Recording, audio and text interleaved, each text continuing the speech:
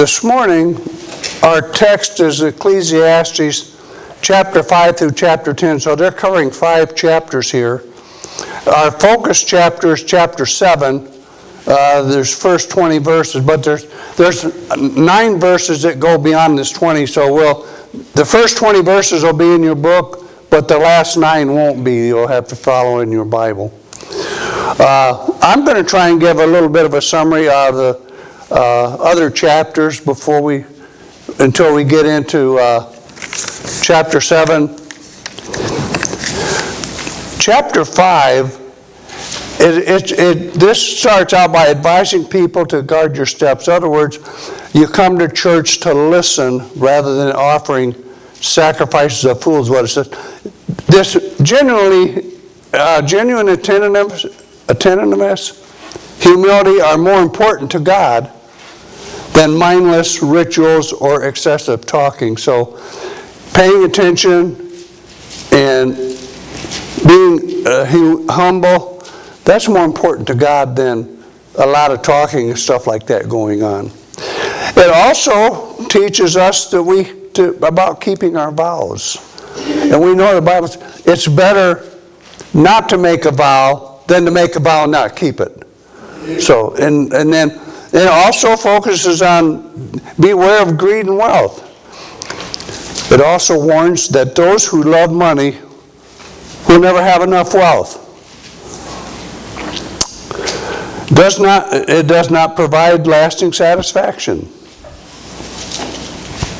Also, it teaches us to enjoy life's possessions and the fruits of one's labor as presented as a gift of God. So we need to focus on everything that we have. It's a gift from God. God gives it to us. So we need to realize that. True joy comes from accepting life's blessings with a godly character and appreciating what you have rather than pursuing endless wealth. There's so many people out there, all they think about is wealth, how much they can get. They're not really content with what they have. God's teaching us we need to be content with what we have and not be trying to go out and do more because you're never satisfied because you always want a little bit more. Now chapter 6, it also tells us what wealth is without enjoyment. Solomon describes the evil of a man who accumulates great wealth but cannot find the power to enjoy it, leaving a stranger to reap the benefits. And this can be to illness, lack of desire, other circumstances, preventing the enjoyment of life's pleasures. In other words, he has everything, but he doesn't have anybody to share it with. And you can't take it with you. When your time is done, someone else is going to get all that wealth.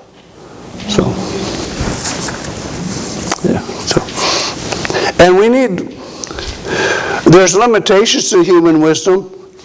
This questions the ultimate value of wisdom, noting that the wise man and the fool, they both end up in the grave. They both end up in the same place. It suggests that humans are incapable of knowing what is truly good for them in this life. That kind of hit me like a bolt, He's telling us humans are incapable of knowing what is truly good for them in life.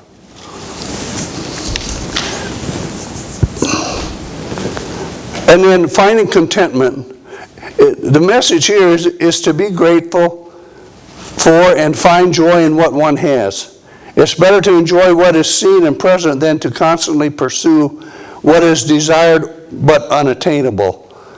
Focus on what we have. Don't be trying to go after something you know you can't get it, but you're still going to go after it and you're going to try and get it. And then it says, trusting, the last part of this, chapter 6, since life is fleeting and unpredictable, no one can know what is to come. It's wise to entrust one's future to God. We need to constantly put our trust in God because we don't know what tomorrow's going to bring. Okay, now we'll get into chapter 7. And once we get started on this, we're going to think we're in the book of Proverbs, because this goes back to Proverbs, so we're going to think you're in the book of Proverbs. Solomon's purpose and meaning in life was to set his heart to know all wisdom and knowledge of the world. He also concluded that in much wisdom was much grief. Ecclesiastes chapter 1 and verse 18 tells us, "For in much wisdom is much grief, and he that increases knowledge increases sorrow." But Solomon also says that the grief and sorrow that comes from wisdom and knowledge is still better than being a fool. And it's better to grieve over sins and to seek the Lord's forgiveness and salvation than to be a fool and end up in hell. And you know, like I said, this chapter is going to read a lot like Proverbs. And starting with verse 1, "A good name is better than precious ointment, and the day of death than the day of one's birth." We all know that having a good name is very important. It's to be valued more highly than material luxuries. When one has such a reputation, the day of death is better than the day of birth. We all know when we're born, we don't have any type of reputation, and we have to build that reputation over years, and it's better to have that good reputation when your life comes to an end. And people can focus on what type of person you were, if you were a good person or if you were a bad person. Proverbs 22 in chapter 1. "A good name is better to be chosen than great riches and loving favor rather than silver and gold." So again, it's focusing, the name is more important than all the riches and the gold and silver that you can have. Verse 2, "It's better to go to the house of mourning than to go to the house of feasting, for that is the end of all men, and the living will lay it to the heart." Going to a funeral makes one consider your own mortality, prompting serious thought about the future and how to live each day wisely. It kind of makes us stop and think.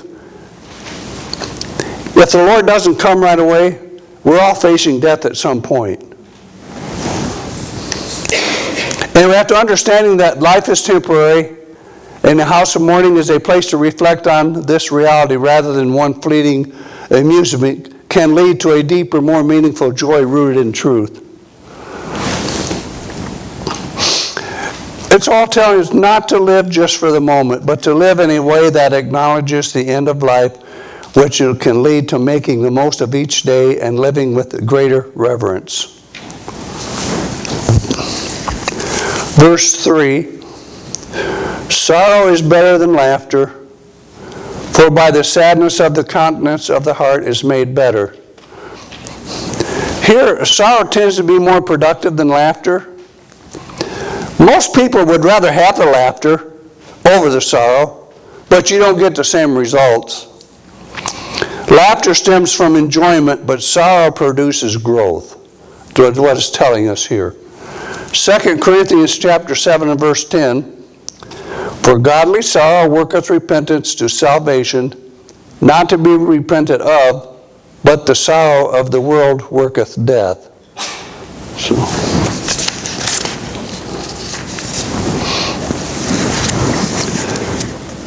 verse 4, "The heart of the wise is in the house of mourning, but the heart of fools is in the house of myrrh." This means wise people use sorrowful occasions to reflect on life and death and their relationship with God, whereas fools prefer constant fun, amusement, avoiding serious contemplations of their morality. And here, this myrrh that it's talking about, it's referring to some kind of pleasure or gladness is what it's referring to there. And now in verse 5, "It's better to hear the rebuke of the wise than for a man to hear the songs of fools." The song here, it likely refers to praise. Wise rebuke is better than praise from a fool. Proverbs chapter 15, verse 31 and 32, "The ear that heareth the reproof of life abideth among the wise. He that refuseth instruction despiseth his own soul, but he that heareth reproof getteth understanding.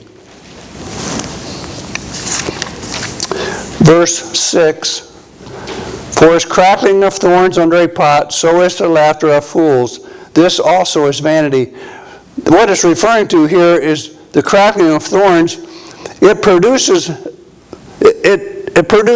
little heat for cooking. In other words, it doesn't produce a lot of heat. In other words, there's nothing profitable that comes from a fool's mouth, even laughter. Doesn't have much good to say about fools in this. And in Psalms 118, verse 12, he's telling us, they compass me about like bees. They are quenched as the fire of thorns. For in the name of the Lord I will destroy them.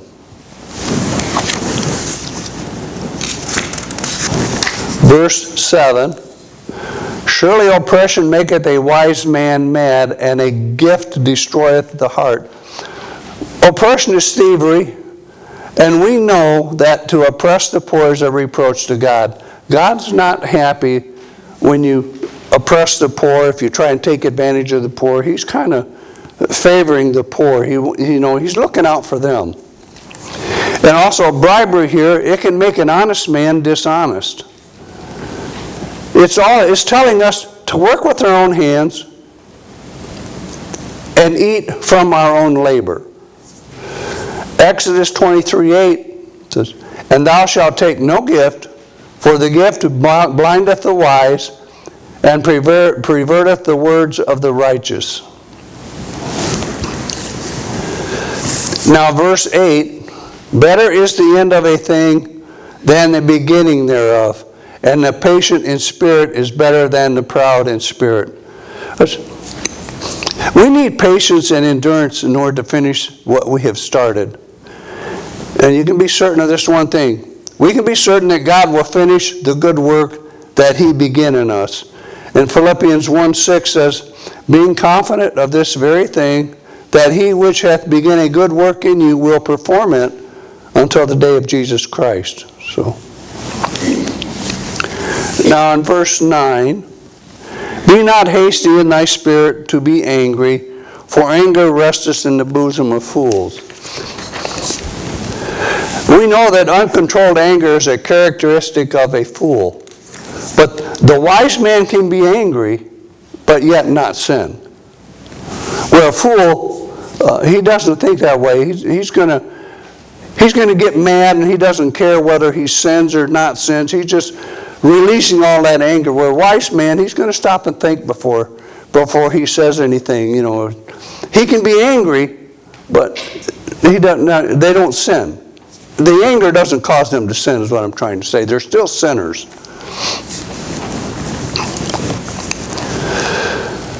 Proverbs 16:32 tells us, he that is slow to anger is better than the mighty, and he that ruleth his spirit than he that taketh the city.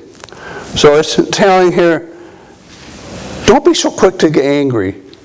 Take your time, think things through. That way you're not going to say something that's going to hurt somebody, or say something that you wished you hadn't said. Because once you say it, you can't take it back. It's out there. Now in verse 10, say not thou, what is the cause that the former days were better than these? For thou dost not inquire wisely concerning this. Sometimes we become angry over current circumstances and say, well, the former days were better than these. I can remember when, in my day, that this was better than that. You can't say that. Don't say that. You can't live in yesterday or tomorrow. You got to focus on today. Tomorrow's already passed. Just leave it there. Don't keep bringing it up and trying to live in there, because it's going to cause grief. It's going to cause you to be unhappy, or whatever the case is. You're not going to focus on the future or on today. Psalms 118, verse 24. We all know this verse. This is the day which the Lord hath made. We will rejoice and be glad in it. So we have to take one day at a time. Be happy that the Lord has given us another day to to serve him. Verse 11, wisdom is good with an inheritance, and by it there is the profit to them that see the sun. Wisdom and wealth, they're a good combination. But those who have wealth without wisdom usually waste it or lose it. I'm thinking of the prodigal son. He wanted his inheritance right now. He didn't want to wait. He went out and he just squandered it away and lost it. And that's what it's talking about here.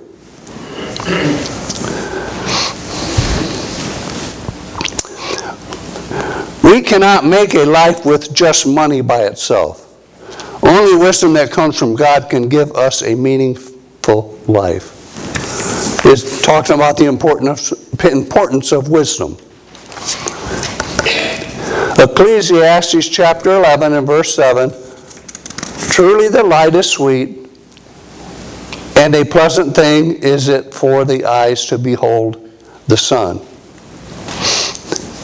Now in verse 12, for wisdom is a defense, and money is a defense, but the excellency of knowledge is that wisdom giveth life to them that have it.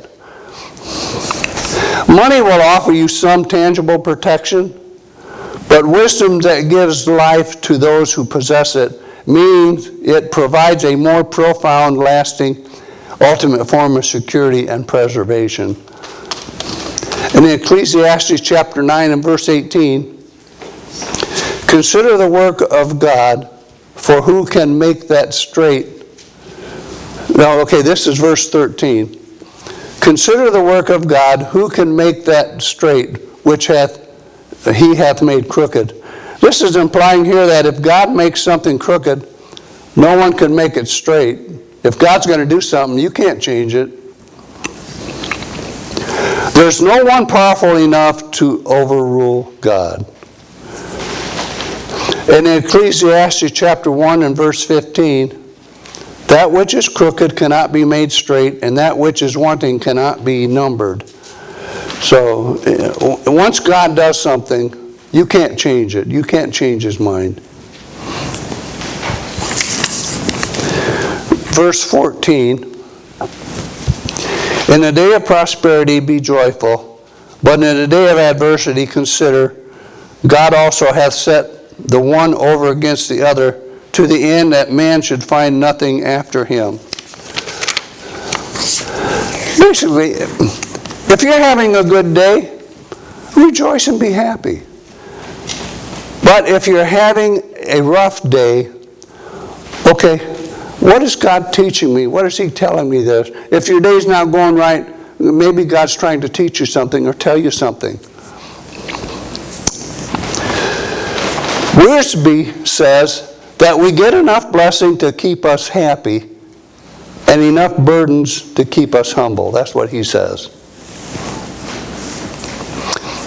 Ecclesiastes chapter 3 and verse 4, there's a time to weep and a time to laugh, a time to mourn and a time to dance. There's a time to rejoice and be happy, but there's also a time to mourn and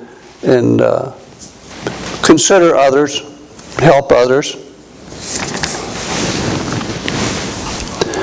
Now in verse 15, all things have I seen in the days of my vanity. There is a just man that perisheth in his righteousness, and there is a wicked man that prolongeth his life in his wickedness.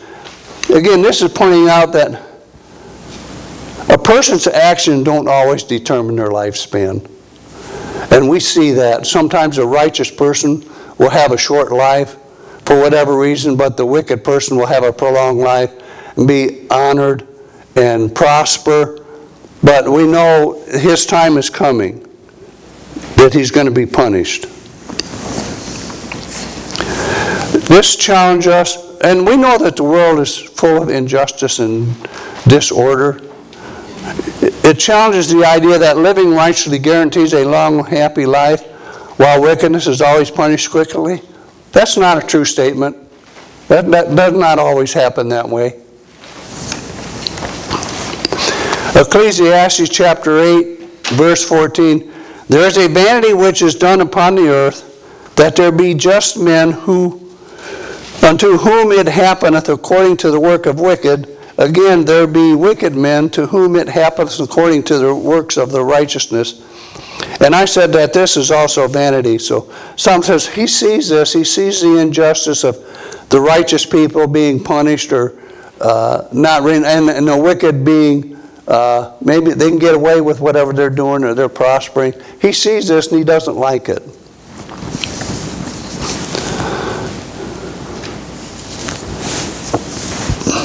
Verse 16, be not righteous over much, neither make thyself over wise. Why shouldest thou destroy thyself? Solomon, he's trying to say here, not to be too wise or righteous. We could destroy our own self. This doesn't encourage sin. It's not encourage us to sin, but rather warns against a self-righteous pride, legalism, or a wisdom that leads to arrogance and a sense of self-sufficiency apart from God. So we need to be righteous, we need to be wise, but you got to be careful. There needs to be a balance there. You could go too far the other way and people are, here comes Mr. Righteous or here comes Mr. Perfect again. That's what they're going to think of when you're trying to be more than what you really are.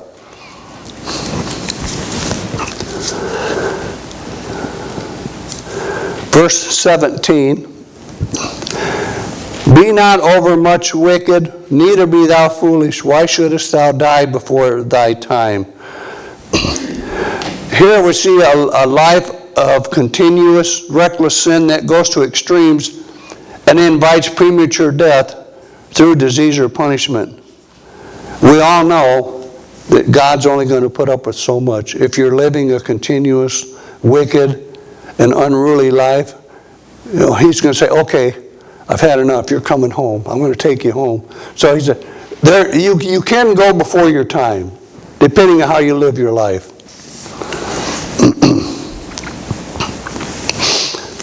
We all know living a wicked or foolish life can lead to shortened lifespan and a premature end. Psalms 55:23. But thou, O God, shalt bring them down into the pit of destruction. Bloody and deceitful men shall not live out half their days, but I will trust in thee.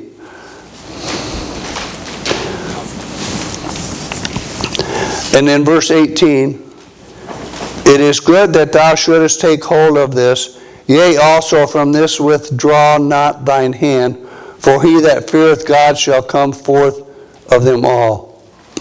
What we talked about in this is here striking a balance between verse 16 and 17.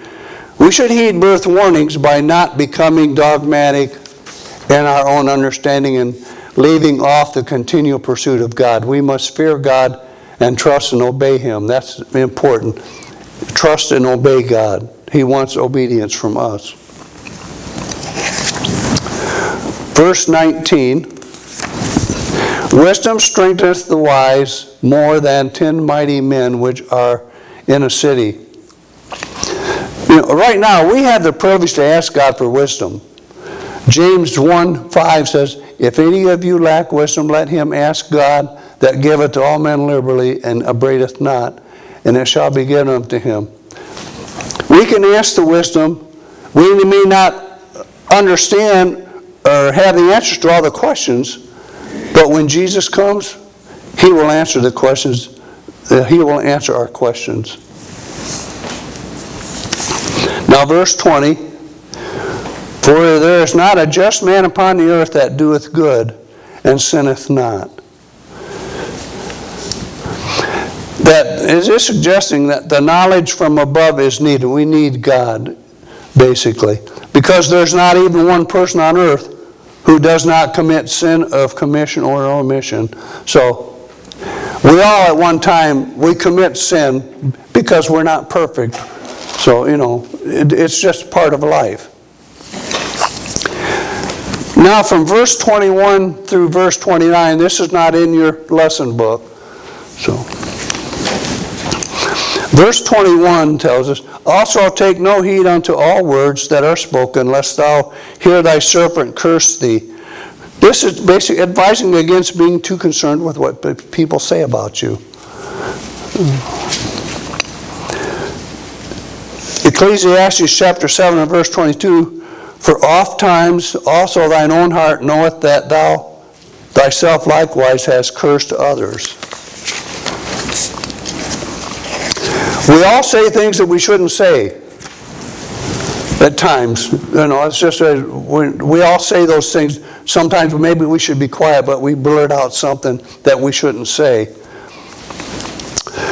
But we can let this criticism roll off our backs. We don't have to focus on the criticism of others.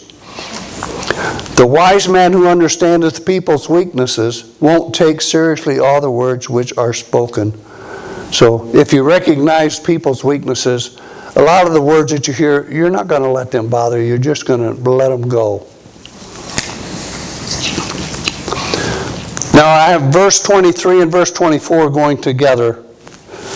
All this have I proved by wisdom, and I said, I will be wise, but it is far from me. That which is far off and exceedingly deep, who can find it out? Here, the limitations of Solomon's wisdom, there's matters known by God that were beyond his comprehension. In other words, he didn't understand everything that God did or said. A person's effort to become wise are noble, but true, complete wisdom is unattainable through human effort alone. Again, this is focused on we need God. We can't obtain this on our own.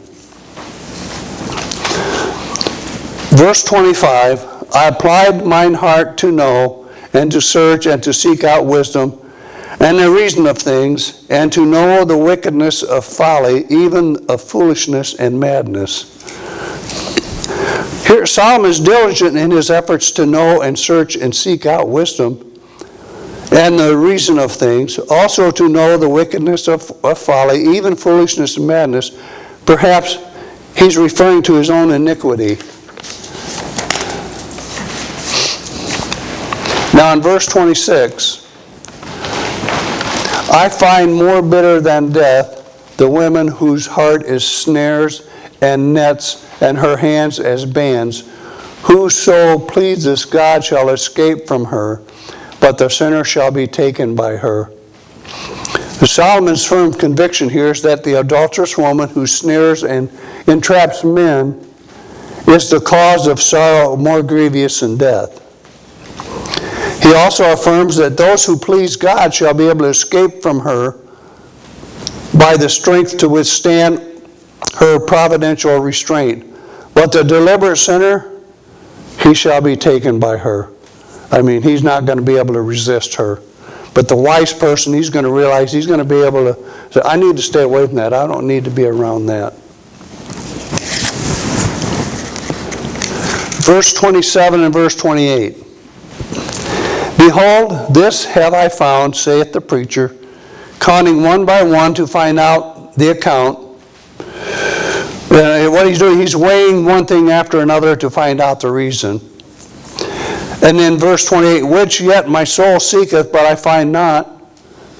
One man among 1,000 have I found, but a woman among all those have I not found. He's concluding here that true wisdom was rare among men, by a ratio of 1 in 1,000, and even rarer among women. This opinion might have been influenced by knowledge of his 700 wives and 300 concubines. So Solomon, he kind of knew what was going on here. He had a lot of wives and concubines. That influenced his life, that led him away from the Lord. Solomon acknowledges his own deficiency of wisdom in verse 23.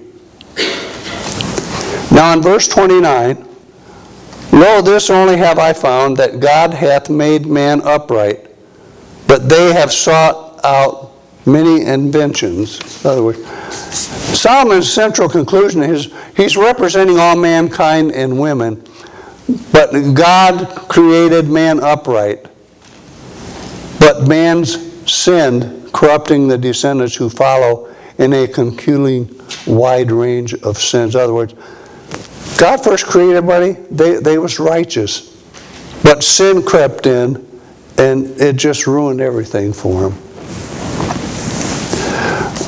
I'd like to read the application here, and then I'll finish up the other verses.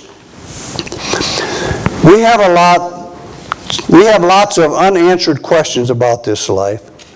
We cannot know all the reasons God has for allowing the righteous to suffer and the wicked to prosper. Sometimes God permits our suffering to teach us valuable lessons. Paul's thorn in the flesh taught him that in physical weakness he was at his strongest spiritually. Sometimes our suffering is for the futurance of the gospel. Often it is through remaining faithful during suffering that we give our greatest witness. Think of the many martyrs who gave their lives for Christ. We must trust the Lord, for He knows what He's doing, and His ways are better than any other way. Do not abandon God when life gets difficult. Only a fool abandons God. He will supply our every need, Philippians 4:19. His grace is always enough to get us through the worst. Questions will be answered in time, but for now we must live by faith even when we do not understand. Trusting God and living by faith is the most important.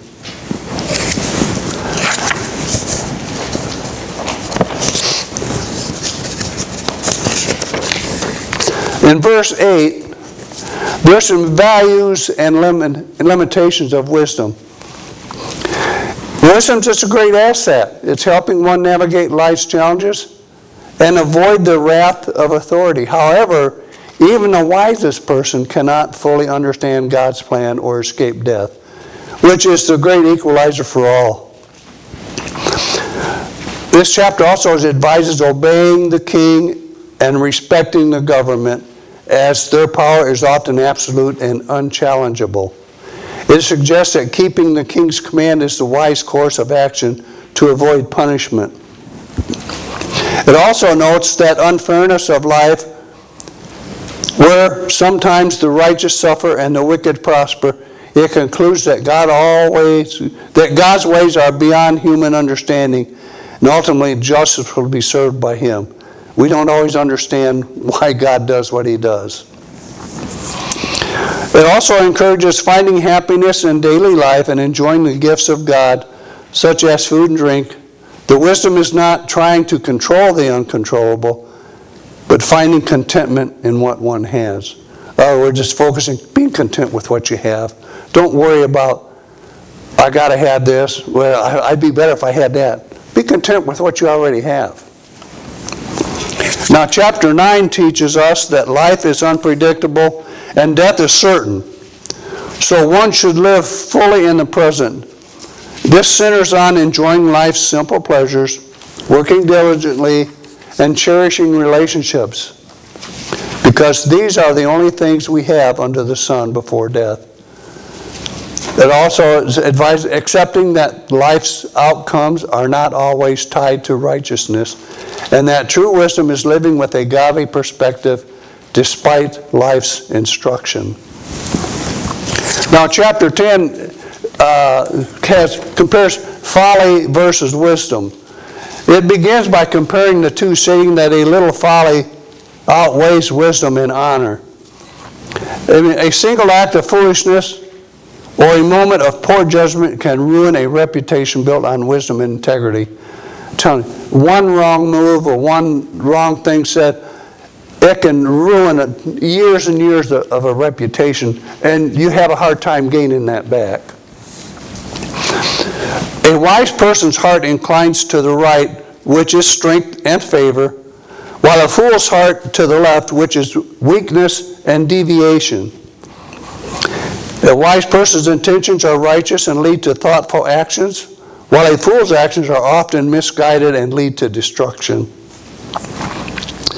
It also contrasts the gracious words of a wise with the folly and the wicked madness of the foolish, who speak excessively without thinking.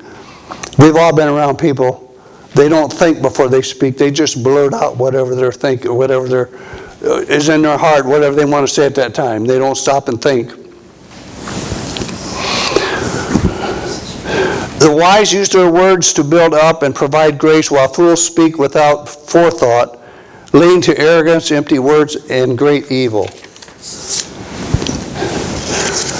Here it's comparing notes that a dull axe requires more strength. So if you have an axe that's dull, it's going to take more strength in order to chop your wood or to split your wood. But skill brings success. Also warns that a ruler's anger can cause great offenses, but a calm response can solve them, while a reckless reaction will worsen the situation. Skill and wisdom are more effective than brute force or emotional reactions. A calm, wise response is often the most effective way to handle conflict and find success.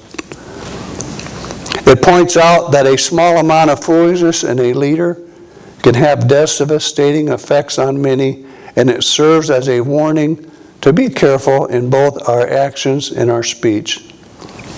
Here, the choices of a leader have a far-reaching impact, so it's crucial to exercise wisdom and be guarded in both words and deeds. We see through all of these chapters that wisdom is the most important. It's comparing wisdom to the foolish. So that's all I have for today. So, any comments, Bob? I think Isaiah chapter 40 ties right in with what we've seen in Proverbs and Ecclesiastes. Because wisdom, what's important, all that kind of stuff we've been looking at down through all these. But I like what's written in Isaiah chapter 40, starting at verse 28. Hast thou not known, hast thou not heard, that the everlasting God, the Lord, the creator of the ends of the earth, fainteth not, neither is weary. There is no searching of his understanding. He giveth power to the faint, and to them that have no might he increaseth strength. Even the youth shall faint and be weary, and the young men shall utterly fall. But they that wait upon the Lord shall renew their strength. They shall mount up with the wings of eagles. They shall run and not be weary. They shall walk and not faint. He, in just in his verses, covers so much of what we've seen in Proverbs and Ecclesiastes. And I think sometimes that we need to look at these verses in 28, or in chapter 40 of Isaiah 28 to 31. When we're feeling down, when everything just seems to be going against us. Some of us have health issues, and sometimes they get you down. Yes, they do. When I read this, it really hit me pretty strong, because sometimes we depend on just what somebody else can tell us. But we need to have these verses to remind us how powerful our God really is. That we're not alone out there. We can be in a room all by ourselves, but we're not alone. No, God is with us. There. No matter what problem we face, we are told here, God knows it. God is the strength. These are all normal things for life. But God is there to get us through these things. He gave us the perfect man and the perfect woman when he created. Yes, he did. Man and woman took care of that. They sure did. We now have sin, and we have all the surrounding what sin can do to even the best church members. And we have to be reminded when we get down, these verses are the answer. Haven't you known? Haven't you heard what God is capable of doing for you? Exactly. So that's what... That was good. That was good. I appreciate that. That was good, Bob. Anyone else like to comment? Hebrews chapter 13, verse 5, Paul wrote, that they need to be content with such things as you have. Exactly. Now, he was writing to people that had a lot less than what we had. You know. And then he reminds them, he says that I will never leave thee nor forsake thee. So we need to grasp that having more things means that those things will have more of us. That's right. That's right. Careful to keep our priority in the proper place, because there's no thing worth the value of a soul. So contentment is a challenge in a world where we're bombarded with commercials and new this and new that. You know,